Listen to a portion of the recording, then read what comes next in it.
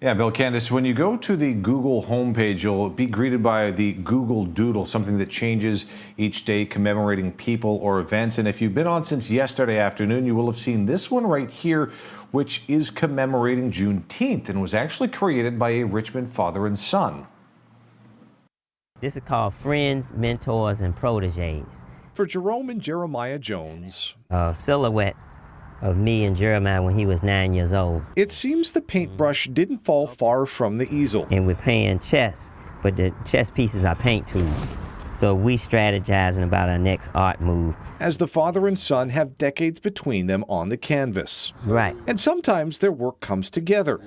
Whether in joint exhibits like this one from 2018. My earliest piece was the one he just showed you, right there. Mine's is that one when I was 15. Or joint pieces like was unveiled on Sunday. It was a exciting project there. As the tech company Google commissioned the two to create their Google Doodle for Juneteenth. and it also falls on Father's Father's Day, Day, so they thought that was Yeah, so that worked fit. out perfect. They say it took about 3 months from start to finish, and they drew influence from throughout their life, including Boat Lake at Bird Park, where they spoke with us. As to what's in the doodle, that's best described by a poem the younger Jones wrote after completion. Our visual content, it shows a park of tents, graced with the feet of free women and men, with water just flowing with faith and order. No longer can slavery define those borders. We see a father holding up his son next to a joyful daughter, ready to fly with the news her people taught her. To the left, we see a family knit together in the fabric of love, with a sister clapping her hands to what the drum is speaking of. And beyond the sea, you know there's a family tree, with a hand painting in the steps of the root and offspring.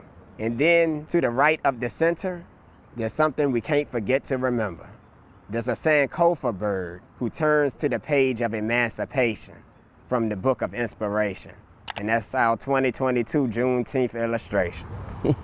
The elder Jones says they chose to make those in the picture silhouettes in order to take the personal and make it universal. So it could represent any of our people that understand the struggles and the journey of coming to emancipation. And the younger Jones adds he hopes that for those who don't understand, they'll take the time to learn about it, noting the strength and courage it took to go from what's known as the middle passage of the slave trade to gaining their freedom. We can be inspired to go from the middle passage to writing a new passage, to inspire future generations to understand our greatness.